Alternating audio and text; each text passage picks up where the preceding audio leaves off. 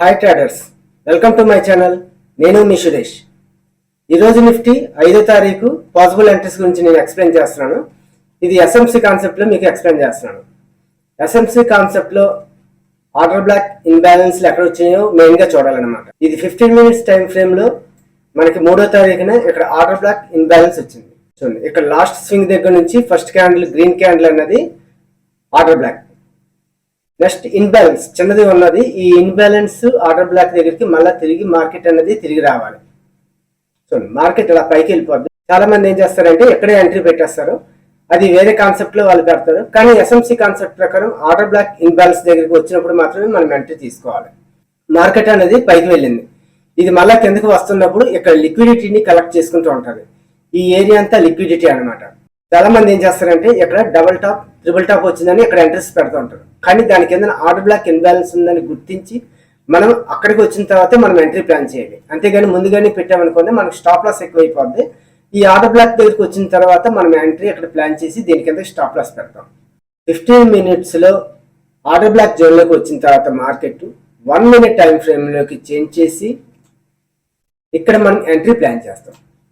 యాక్చువల్గా మనం ఇక్కడికి వచ్చిన తర్వాత ఎంట్రీ ప్లాన్ చేసామంటే దీని కిందనే స్టాప్ లాస్ పెట్టుకోవచ్చు. కన్ఫర్మ్ ఎంట్రీ కోసం మనం ఏం చేస్తామంటే మనం ఇక్కడికి వచ్చిన తర్వాత లోయర్ టైం ఫ్రేమ్లో ఏదైనా ప్యాటర్న్ వచ్చిందా, చేంజ్ ఆఫ్ ఫ్యాక్టర్ అయిందా అన్నది చూసుకుంటాం. ఇప్పుడు చూడండి, మార్కెట్ ఇలాగా ఆర్డర్ బ్లాక్ జోన్లోకి పైకి వచ్చిన తర్వాత ఇక్కడ మనం జాగ్రత్తగా అబ్జర్వ్ చేసినట్టయితే ఇన్వర్టెడ్ హెడ్ అండ్ షోల్డర్ అనేది వస్తుంది. చూడండి,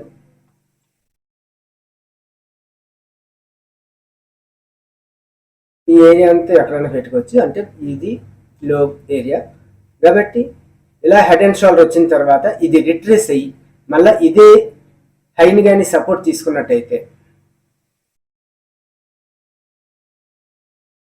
హెడ్ అండ్ షోల్డర్ కంప్లీట్ అయ్యి మళ్ళీ దీని మీదే సపోర్ట్ తీసుకుని పైకి వెళ్తున్నప్పుడు ఇక్కడ మనం ఎంట్రీ ప్లాన్ చేస్తాం. ఆల్రెడీ నా ప్రీవియస్ వీడియోస్లో ఈ ప్యాటర్న్స్ అనే ఒక చాప్టర్ చెప్పాను.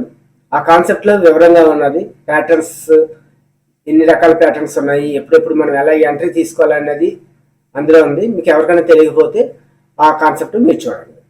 ఇక్కడ కానీ ఎంట్రీ తీసుకున్నాం అనుకోండి, మనం ఈ ఆర్డర్ బ్లాక్ ఇన్బ్యాలెన్స్ కిందకి పెట్టుకుంటే సరిపోద్ది, లేకపోతే ఈ హెడ్ అండ్ షోల్డర్ కిందకి వరకు మనం పెట్టుకున్నా సరిపోద్ది.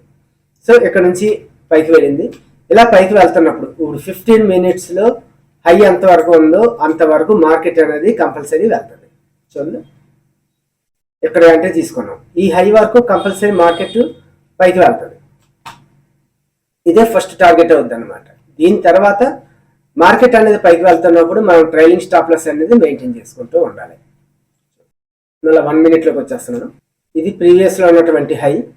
మనం ఇక్కడ ఎంట్రీ తీసుకున్నాం. ఎంట్రీ తీసుకున్న తర్వాత ఈ ఫస్ట్ టార్గెట్ని బ్రేక్ చేసి పైకి వెళ్ళిపోయింది.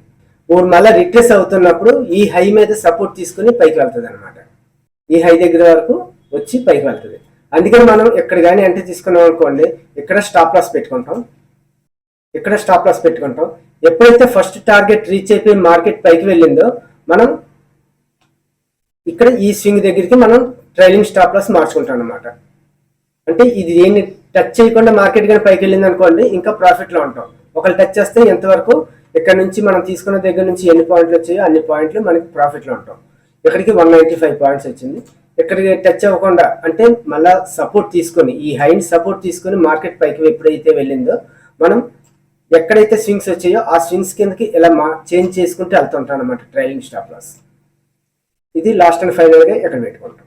మార్కెట్ ఇక్కడ నుంచి పైకి నుంచి కిందకి ఫోర్స్గా వచ్చింది. ఇంకా లాస్ట్ అండ్ ఫైనల్గా ఇక్కడికి అయితే స్టాప్ లాస్ పెట్టుకుంటాం. ఇక్కడ నుంచి కిందకి వచ్చింది కాబట్టి మనం ఎస్ఎంసి కాన్సెప్ట్లో మనం ఎంట్రీ ప్లాన్ చేయాలి. ఎంట్రీ ప్లాన్ చేసిన తర్వాత దాన్ని ట్రైలింగ్ స్టాప్ లాస్ మార్చుకుంటూ వెళ్తూ ఉండాలి. అంతే. ఇప్పుడు ఇలాగ వస్తున్నప్పుడు ఇంత డౌన్ఫాల్ అయిపోయింది. ఇంత డౌన్ఫాల్ అయిపోతున్నప్పుడు మనకి ఎస్ఎంసి కాన్సెప్ట్ ప్రకారం మనకి ఎక్కడ ఎంట్రీ లేదు, కానీ వేరే కాన్సెప్ట్లో వచ్చింది. కానీ మనం ఏంటంటే ఇక్కడ మనం ఎంట్రీ అనేది ప్లాన్ చేయాలి. ఇక్కడ లో నుంచి హైకి వెళ్ళిన తర్వాత ఇక్కడ నుంచి ఎంతవరకు రిట్రేస్ అవుతుంది అన్నది మనం ఇక్కడ చూసుకోవాలి.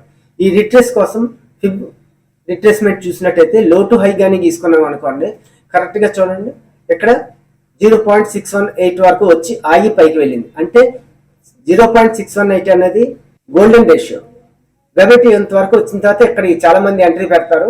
కానీ ఏంటంటే కన్ఫర్మ్ ఎంట్రీ అయితే పర్వాలేదు, తక్కువ స్టాప్ లాస్ అయినా మట్టి పెట్టుకోవచ్చు. కన్ఫర్మ్ కాకుండా మీరు ఎంట్రీ ప్లాన్ చేయకూడదు. 15 minutes లో మనకి ఏమవుతుంది, ఇది రిజెక్షన్స్ బ్లాక్ లేకపోతే బ్రేకర్ బ్లాక్ అనేసి అంటారు. కాబట్టి కరెక్ట్గా ఇక్కడికి వచ్చిన తర్వాత మనం ఎంట్రీ ప్లాన్ చేయొచ్చు. కానీ లోయర్ టైం ఫ్రేమ్ మనకి ఒక ప్యాటర్న్ అనేది రాలేదు కాబట్టి ఇక్కడ తక్కువ స్టాప్ లాస్ అనుకోండి మనం ఎంట్రీ ప్లాన్ చేయొచ్చు. అదే ఎక్కువ స్టాప్ లాస్ అనుకోండి మనం ఎంట్రీ ప్లాన్ చేయకుండా కన్ఫర్మ్ ఎంట్రీ కోసం చూస్తూ ఉండాలి. ఇప్పుడు ఇలా పైకి వెళ్ళిన తర్వాత మళ్ళీ ఎక్కడికి వచ్చేటప్పటికి ఏమవుతుంది, రెడ్ క్యాండిల్ ఎంగిల్ఫింగ్ చేసింది కాబట్టి ఇది ఇలా గాలి తీసుకున్నాం అనుకోండి, ఇది ఎంగిల్ఫింగ్ ప్యాటర్న్ ఇక్కడికి వరకు వచ్చిన తర్వాత మళ్ళీ మార్కెట్ కిందకి డౌన్ఫాల్ అవ్వచ్చు. కానీ ఇక్కడ మార్కెట్ క్లోజ్ అయిపోయింది కాబట్టి మనం రేపు కోసం ఆలోచించకూడదు. 315 అయిపోయింది కాబట్టి మనం ఎంట్రీ ప్లాన్ చేయం. అంటే రేపు మార్కెట్ని బట్టి మళ్ళీ రేపు అనలైజ్ చేసుకుంటూ ఉండాలి. ఇది మనం చేస్తున్నది ఇంటర్డే కాబట్టి. ఈ ఎస్ఎంసి కాన్సెప్ట్లో ఫస్ట్గా 15 minutes లో మనం ఎంట్రీ ప్లాన్ చేయాలి. 15 minutes లో ఆర్డర్ బ్లాక్ ఇన్బ్యాలెన్స్లో వచ్చిన తర్వాత మాత్రమే మనం ఎంట్రీ ప్లాన్ చేసి లోయర్ టైం ఫ్రేమ్లో ప్యాటర్న్స్ వచ్చినాయో లేవో చూసుకోవాలి. చూసుకున్న తర్వాత మాత్రమే మనం ఎంట్రీ అనేది ప్లాన్ చేస్తూ ఉండాలి. ఓకే ఫ్రెండ్స్, ఈ కాన్సెప్ట్ మీకు అర్థమైందని అనుకుంటున్నాను. మీకు ఏమైనా డౌట్లు ఉంటే నా కామెంట్ బాక్స్లో తెలియజేయండి, నేను రిప్లై ఇస్తాను. Please like, share and subscribe to our channel. Thank you.